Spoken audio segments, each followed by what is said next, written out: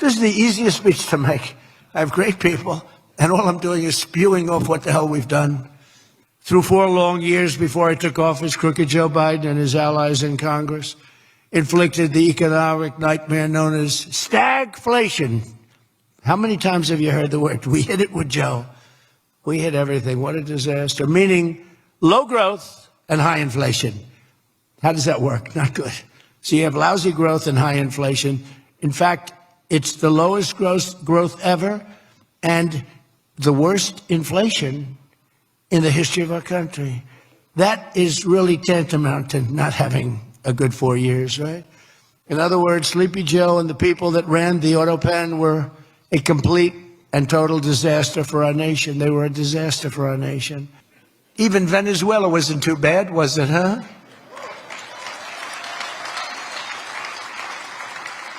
But you have people, Democrats, they say, I don't know if we should have done Venezuela. I don't know. Anybody that says that hates our country, okay? That was as flawless an attack as there has ever been.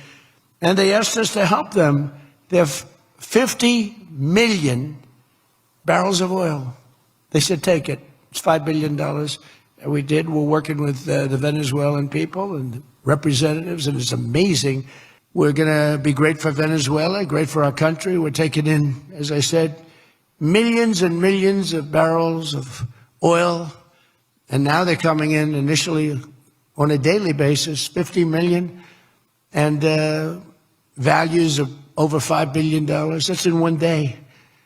Just think of it. The biggest ships in the world can take 1 million barrels. The biggest ships in the world take 1 million. We have 50 million barrels.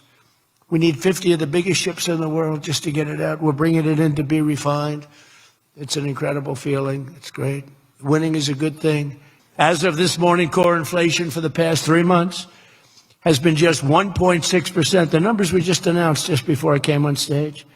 And GDP is smashing expectations with the fastest growth for this country in many years. The fourth quarter is projected at 5.4%. And that's despite the Democrat shutdown where we lost at least 1.5 points. You know, the Democrat shutdown, we would have had close to 7. Think of that, close to 7. The Trump tariffs have delivered us trillions of dollars of new investment, unprecedented new partnerships on minerals, rare earths, defense, and artificial intelligence, and historic levels of foreign military sales. You know, you have the Supreme Court now going to rule on whether or not we can use tariffs. Can you believe this? But they brought hundreds of billions of dollars pouring into the United States Treasury, helped curb inflation, and helped cut the federal budget deficit by a staggering 27%. And that's only for a short period of time. The number is much bigger than that when you add in the full year. The evidence shows overwhelmingly that the tariffs are not paid by American consumers, that they're paid by foreign nations and middlemen. And Scott went over that with us before, and they're paid by middlemen. They raise the thing. Countries get involved. They pay them because otherwise they won't have companies. They won't be viable. And we're the big beneficiary. Once again, the so-called experts were 100% wrong and Trump was right. But just as I promised you that I've imposed a 25% tariff on all foreign automobiles, I'm standing up for the American auto worker like no president has ever stood up before. You know, those tariffs are keeping the foreign auto workers. Now, if they want to come in and build the plant and hire you and hire your friends and your neighbors, that's great. I love that. And they'll be building plants, but they're using our labor. U.S. auto factories are now seeing more than $70 billion of new investment. Think of that. And much of that money is coming right here to the car-making capital of the world, Detroit. You lost, so many places. Since I took office, Ford has announced it will invest $5 billion across its Michigan and Kentucky plants, creating 4,000 new jobs. GM is moving production of the Chevy Blazer and Equinox from Mexico right back here to America. And Stellantis is investing $13 billion to expand its U.S.-based manufacturing plant by more than 50%. Stellantis doing a good job. Never before has an administration achieved such sweeping and dramatic turnarounds as have taken place just in this very short period of time. You're talking about 11 months. 11 months and you have a different business. 11 months and you're You're booming. Under Biden, we had the highest trade deficit ever recorded, losing more than $1 trillion every single year. How about that? It was killing Michigan, and everywhere else in our country was being absolutely destroyed.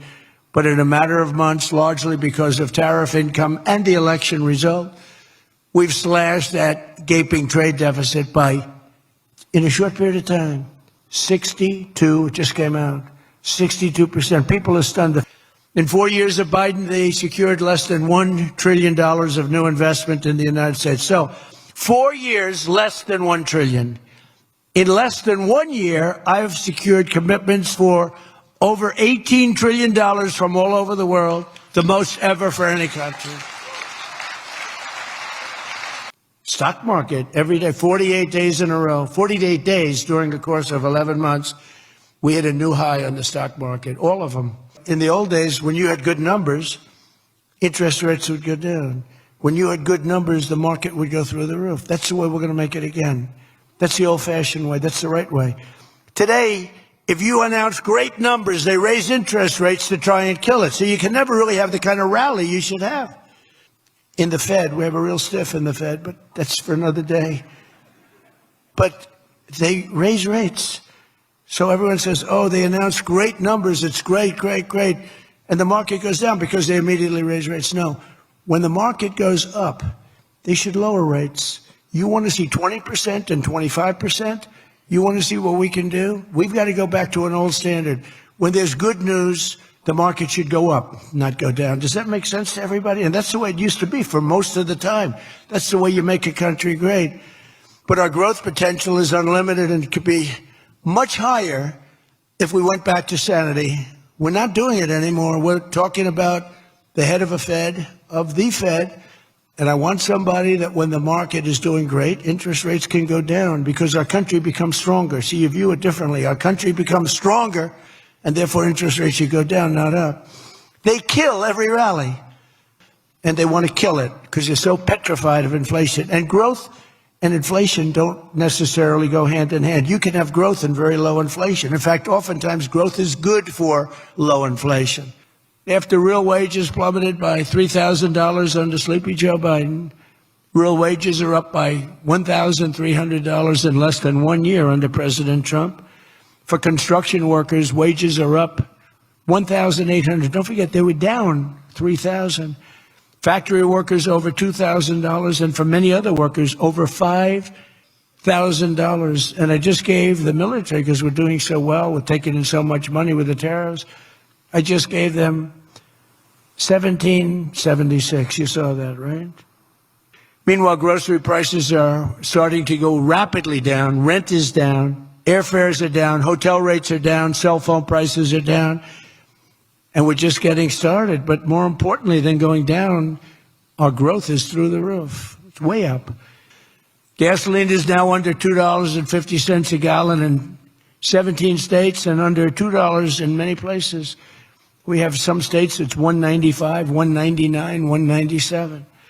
As we speak, these are gas stations, and think of that. We have gas stations in the Detroit area where you can fill up for less than $2.30 a gallon, whereas 2 years ago it was $4.50, and in many places it was way over $5. Think of that. And with our extremely successful operation in Venezuela earlier this month, that number soon is going to go lower because we're going to have a lot more energy. We're going to have a lot more, as opposed to a country that's going to be totally shut down. No fuel, no gasoline. And it's, they say it's got more than Saudi Arabia. Who knows? It's got a lot. And remember, when you see energy coming down like I brought it down, and gasoline coming down, that brings everything else down. It's so much bigger than any other factor. When gasoline gets to be $1.99 a gallon, everything comes down. The donuts come down, the truck that delivers the donuts, the stove that makes the donuts, the whole thing, it all comes down. So I always want to say that whenever I say prices are coming down, but our growth is going way up. Two beautiful events, the exact opposite of the Biden administration. Another urgent priority for bringing down the cost of living is to stop the colossal fraud that is bleeding American taxpayers absolutely dry. The fraud being committed by the Somali population in Minnesota, have you heard of them? They're lovely people, is monumental. And California, Illinois, New York, and others are just as bad. Our country has been losing over $500 billion to fraud every single year, but those days are over. We have the best group you've ever seen assembled going after fraud. In Minnesota, we're cracking down on the Somali scams, ending the brazen and shameless theft of taxpayer dollars. Well, it's going on in Maine, too, with Somalis. We've frozen all children's payments to those states that we're talking about, and we will now require proof of attendance in order to receive federal funding for child care or any of that. How about all these child care places in Minnesota where there is no children? They go there, they get paid millions and millions of dollars. The biggest operation in all of Minnesota had no children. And we pay millions of dollars. They're scammers. They're scammers. They always will be. Last week, we announced that I'm creating a brand new division at the Department of Justice, a legal strike force led by a really tough, smart new Attorney General for fraud. He's a fantastic young guy. He's so impassioned to do this properly. We intend to imprison any fraudster, politician, or public official involved in these sick plots to loot and pillage our country. Can you imagine allowing 25 million people into our country, many of them criminals, many of them murderers? What he did to this country, what they did, because it was the people surrounding that beautiful, resolute desk. Open borders. Let the world come in.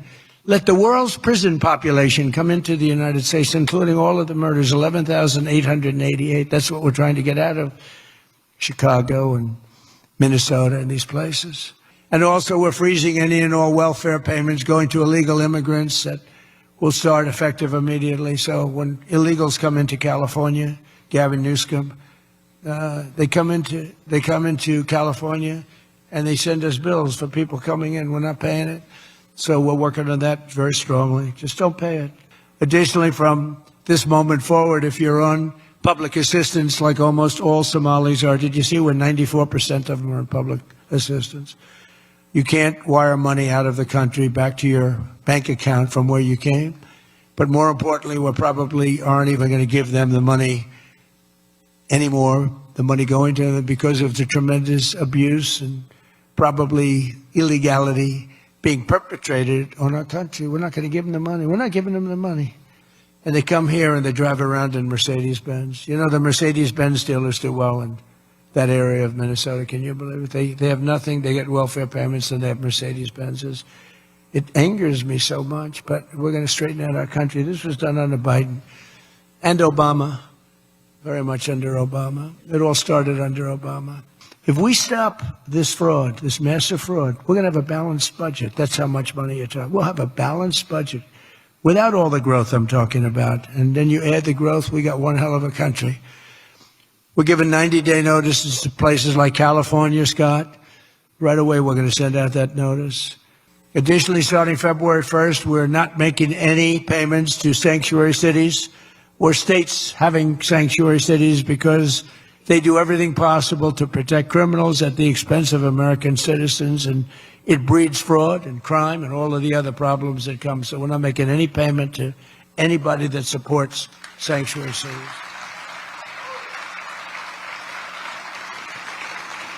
We have also suspended nearly 8,000 SBA loans, Small Business Association loans, to suspected scammers in Minnesota, of which there are many. It's a great state. It was a great state. Now it's getting destroyed by that stupid governor. What a stupid guy he is.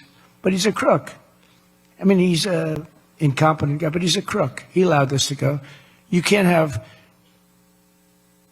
corruption on a scale that nobody's ever seen before, and you're sitting as a governor and you don't know what's going on. It's impossible, even though he's a stupid guy.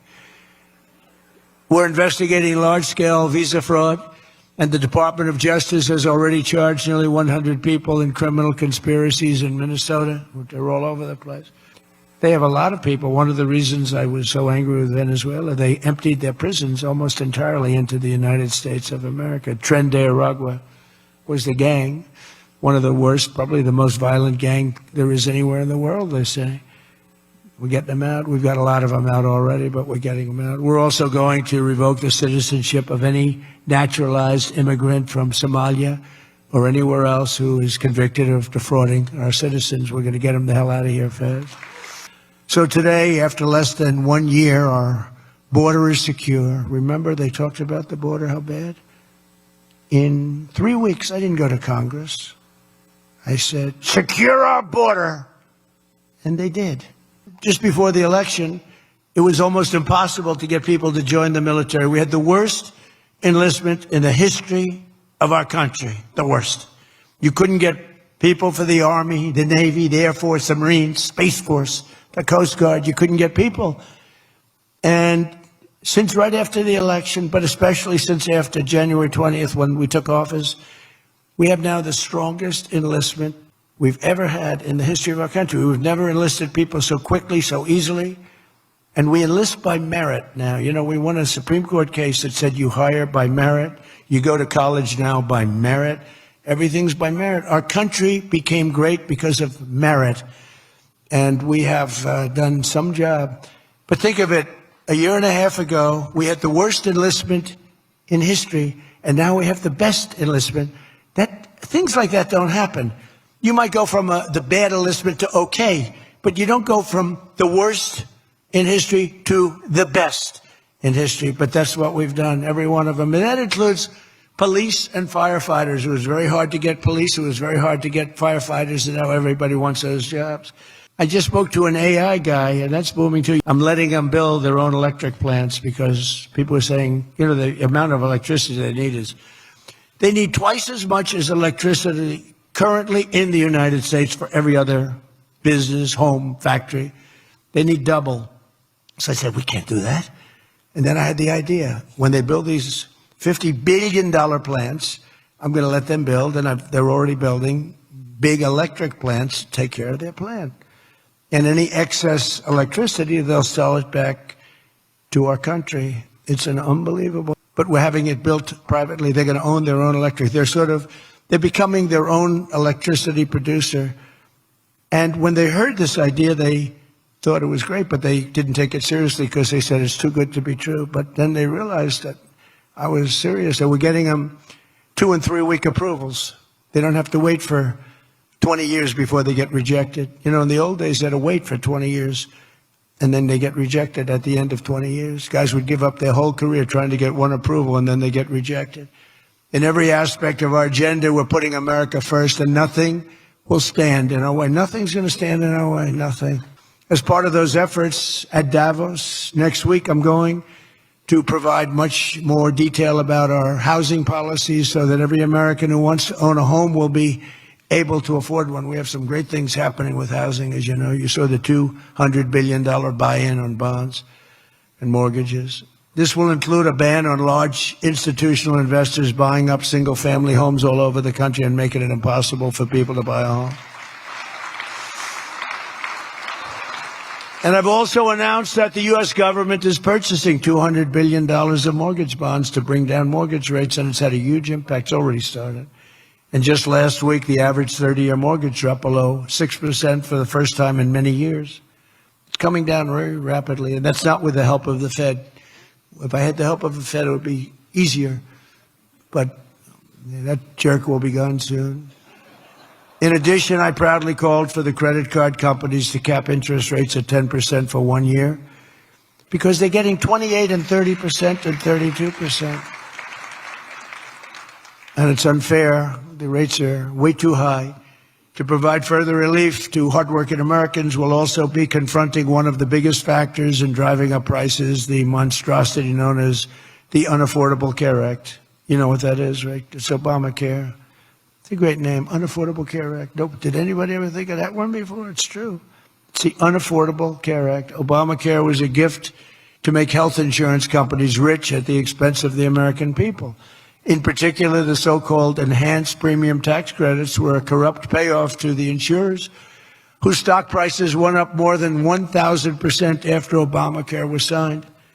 I want the same money I want it to go directly. Very simple. I want the money, those big amounts of money paid for by the government, to go directly to the people so they can buy the health care that's right for them. They can negotiate their own deal, health care savings account, but they'll buy their own health care, and everybody loves it. That's why later this week, I'll announce our healthcare affordability framework that will reduce premiums for millions of lower drug prices, delivering price transparency and demand honesty and accountability from insurance companies all over the country, all over the world, actually.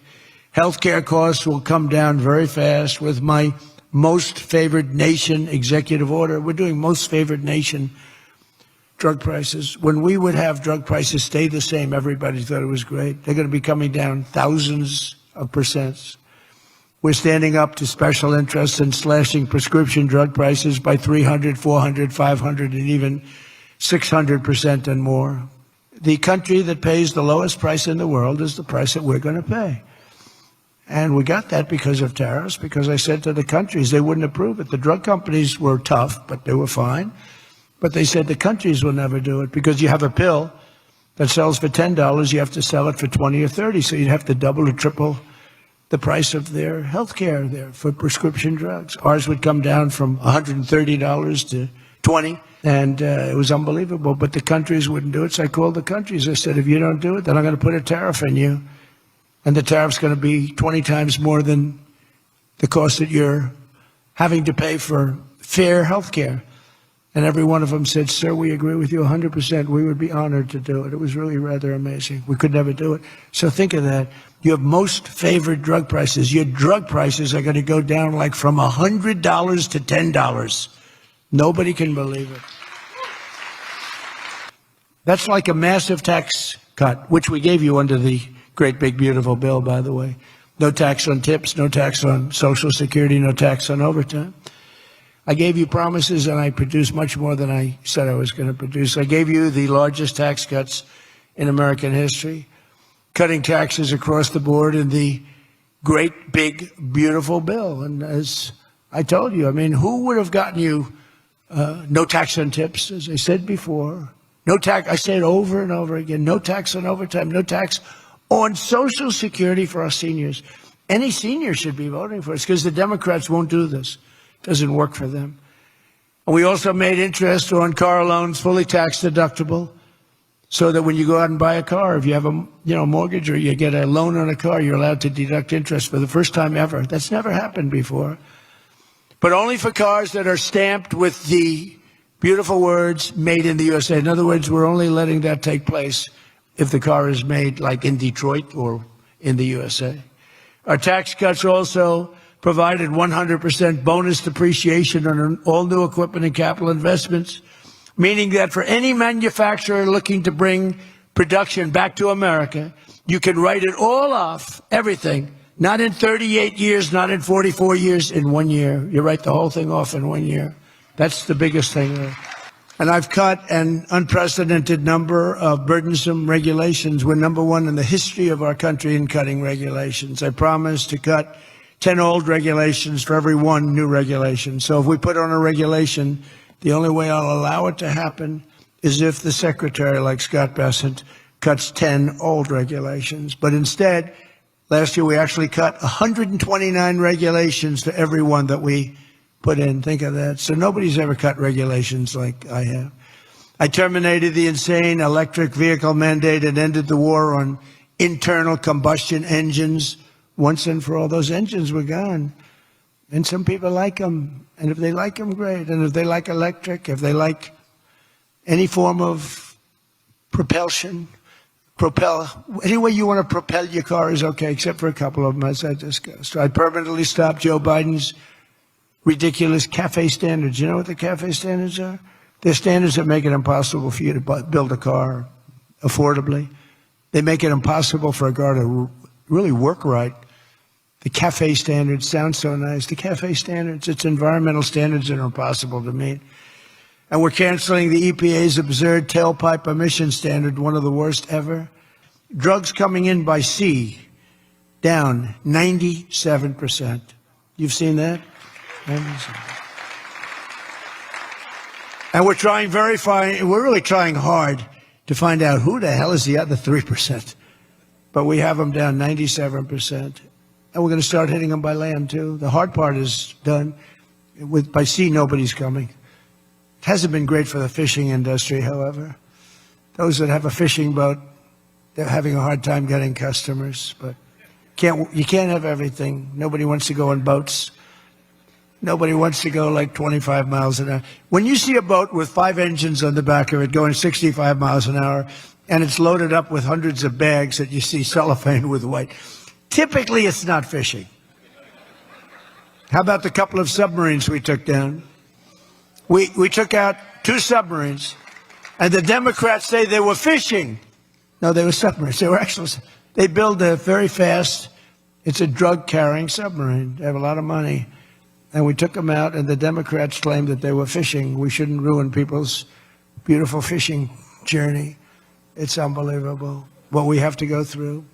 It's really a shame, actually. You know, we built the Panama Canal out of tariffs. We did a lot of things. Panama Canal was the single biggest investment, relatively speaking, that this country's ever made. Would be the equivalent of trillions of dollars today. And Jimmy Carter gave it away for $1. It was also the most profitable thing ever built. Thing. In other words, like buildings or casinos or anything, the most profitable thing ever built was the Panama Canal.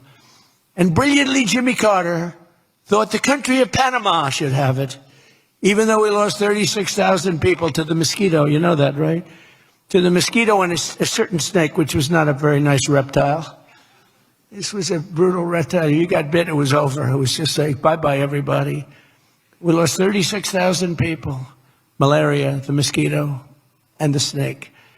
And he gave it away for $1. Well, at least we got $1. That's better than most of those guys do. We got $1 for that. Most expensive thing ever built, most profitable thing ever built, too. Makes so much money. And by the way, to all Iranian patriots, keep protesting. Take over your institutions if possible. And save the name of the killers and the abusers that are abusing you. You're being very badly abused. If the numbers are right now, I hear 5 different sets of numbers. I hear numbers. Look, 1 death is too much.